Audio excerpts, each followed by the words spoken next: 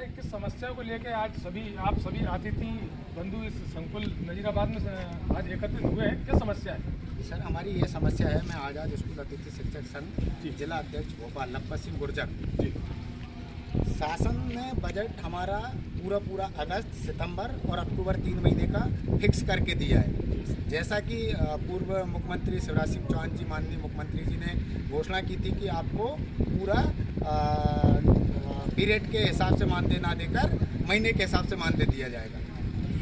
ठीक उसी दरमियान में संकुल नजीराबाद के अतिथि शिक्षकों ने मुझे बताया कि हमारे यहाँ ऐसा हो रहा है कि हमारी पेमेंट कहीं 12 से बना रहे हैं, कहीं 7 से बना रहे हैं, और जबकि डीपीआई ने स्पष्ट आदेश जारी करा है 21/10/2024 को, जिसमें उन्होंने लिखा है 39 अतिथि शिक्षक वर्ग 1 के हैं पूरे ब्लॉक बैरसिया में, 207 वर्ग 2 के हैं और 55 अतिथि वर्ग 3 के हैं, जिनका 18,000 फिक्स वर्ग 1 वालों का है 3 महीने का, 14,000 के मान से 207 लोगों का है और 10,000 के मान से 55 लोगों का है। जो पूरा फिक्स मानदेय डीपीआई ने जारी करा उसका मेरे पास ये आदेश है, और फिर भी वो ये कह रहे हैं संकुल वाले कि हमें डीओ से लिखवा के लाओ, बीओ से लिखवा के लाओ। तो ऐसा कहीं स्पष्ट आदेश ये स्पष्ट डीपीआई ने कर दिया तो मैं डीओ साहब के पास मिलने गया था, जो हमारे भोपाल ज़िले के आयरवार जी जो सर हैं वो डीओ है। उन्होंने स्पष्ट कहा है कि जिस तारीख से आपकी संस्था में उपस्थिति है उस तारीख से आपको पेमेंट मिलेगी। ऑनलाइन ऑफलाइन का कोई लफड़ा नहीं है।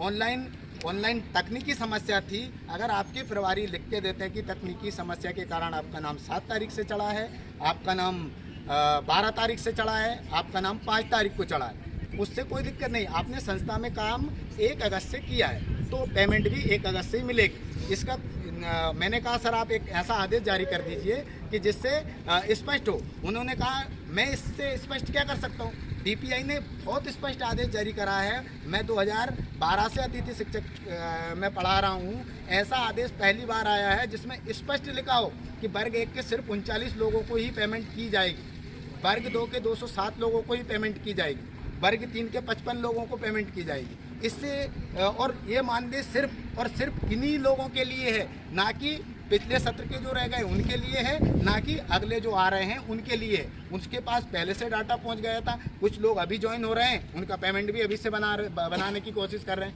संकुल प्रचार के जो बाबू हैं वो, और वो जो कंप्यूटर चला रहे हैं वो, अब वो मैं बाबू की कैटेगरी में नहीं लूँगा उन्हें, कोई परमानेंट टीचर भी हो सकता है, कोई अतिथि शिक्षक भी हो सकता है, उनकी गलती नहीं है। सिस्टम में 1 तारीख से ऑप्शन खुल रहा है।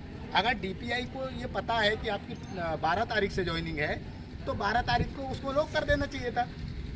जब उसने लॉक नहीं करा है, आपकी पेमेंट दी जा रही है तो शासन की पेमेंट शासन दे रही है हमें पेमेंट, क्या संस्था प्रमुख दे रहा है, क्या संकुल प्रिंसिपल दे रही है, क्या नहीं दे रहा है, तो फिर ये हमारी पेमेंट कैसे काट सकते हैं, किस नियम के तहत काट सकते हैं? हमारे पास आदेश है, अगर संस्था प्रमुख या संकुल प्रचार हमें कोई ऐसा आदेश बता दे जिसमें स्पष्ट लिखा हो कि ज्वाइनिंग डेट से आपको पेमेंट दी जाएगी, तो हम उसको मानने के लिए तैयार हैं। ना कि जब तक हमारे पास आदेश है, हम बता रहे हैं उनको ये आदेश है, ये आवंटन है। 24/7/2024 के आदेश में स्पष्ट लिखा है कि आपको 1 तारीख से ज्वाइनिंग दी जाएगी, और 1 तारीख से बंदा ज्वाइन हो गया कोई स्कूल में, अब वो 1 तारीख से ज्वाइन होने के बाद में 7 तारीख को हट सकता है क्या? आप बताइए। नहीं हट सकता है। 7 तारीख को नहीं हट सकता है तो फिर 14 तारीख को हट सकता है क्या? उसका डीपीआई अभी भी आदेशों में संशोधन कर रही है। डीपीआई ने जो तकनीकी समस्या थी उसकी त्रुटि को उसने माना और उसने पूरा आवंटन जारी करा। अब ये संकुल प्रिंसिपल अपने मनमर्जी से कि नहीं ऐसा नहीं होगा, ऐसा आदेश नहीं है।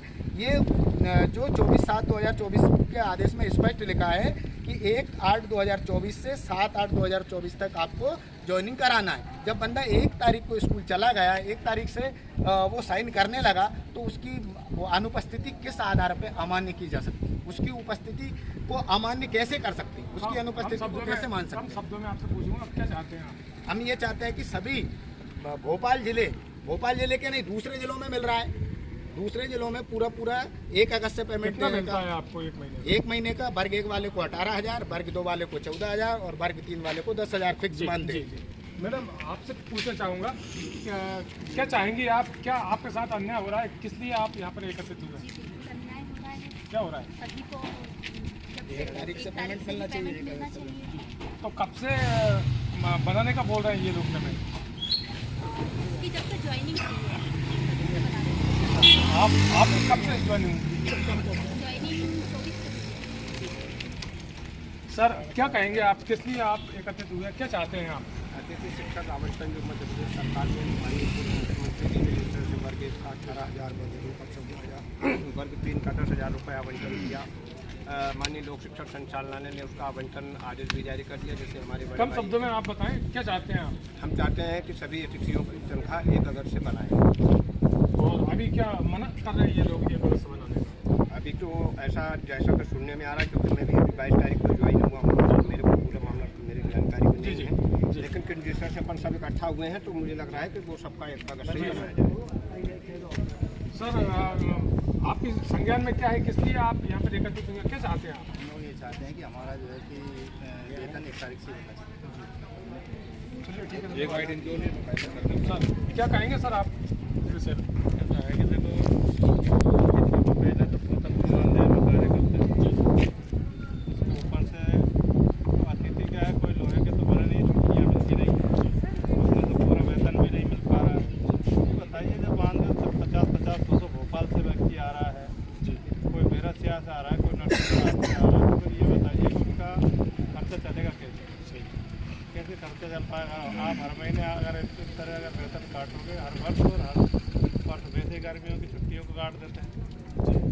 कम शब्दों में बताइए सर, आपको क्या समस्या है, आप क्या चाहते हैं? तो ये चाहते हैं कि पहली बात तो 12 माह का ही वेतन मिले, और मान चलो अभी भी जो दे रहा है कम से कम वो तो